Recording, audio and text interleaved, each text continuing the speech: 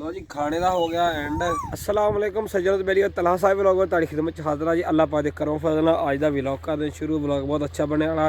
Channel को subscribe कर दियो वीडियो शेयर कर दियो लाइक कर दियो। अज की वीडियो होएगी देसी खाने ते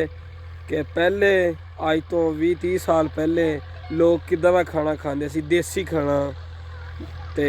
अज मैं मरब्बे हलवा हो रहे सी उधर वेख लो सामने ट्रैक्टर आ रहा वा पैली तैयार हो रही है नरमे वास्ते ते दोपहर की रोटी लैके आए हैं देसी खाना लैके आएगा।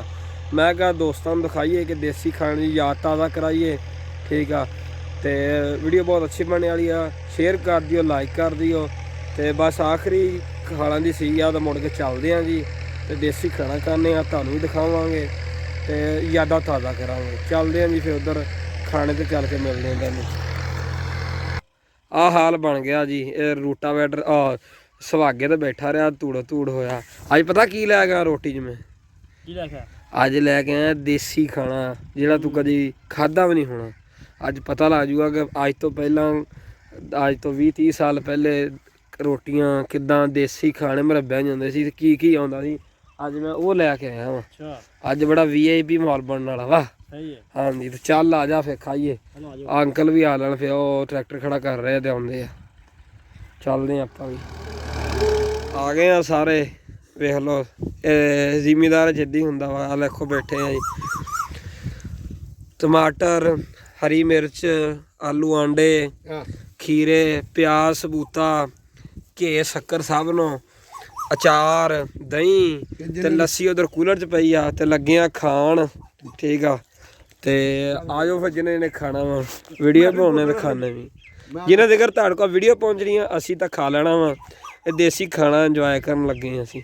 आ बाबा जरा गंढा भन के दिखा बंदे नूं किद्दां भन्नी दा गंढा हाँ लो जी देसी इलाज अज तो कोई 40 साल पहले खाने होंदे हाँ। कितनी देर बाद खान लगा तकरीबन 30-35 साल बाद गंढा शक्कर अचार गुड़ अच्छा ਉਹਦੇ ਚੱਲਦੇ ਹੁੰਦੇ ਦੇਸੀਆਂ देसी खंड नाल लस्सी लस्सी भी आई है ओ कूलर पे लस्सी भी आई है चलो ते अजे हुक्म नहीं होया खान दा करो शुरू करो खाना शुरू करो शुरू करो। मैं जी एक बार वीडियो बना रहा वां ते फिर बंदा बनाया वीडियो तो मैं खावांगा। लो जी खाने का हो गया एंड ते बड़ा मजेदार खाना लगा बाबे नूं बाबा खाना किद्दां लगा लित्तरी पैंदे रहे लो जी खाना शाना असीं खा लिया वा ते तसल्ली नाल देसी खाना बहुत अच्छा लगा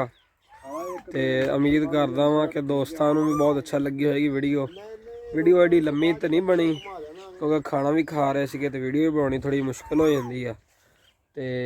बाकी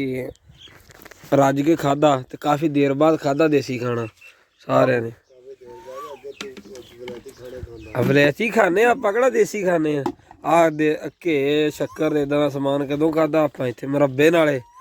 मरब्बे होर चास आ जांदी कहंदे हाँ चास आ जांदी है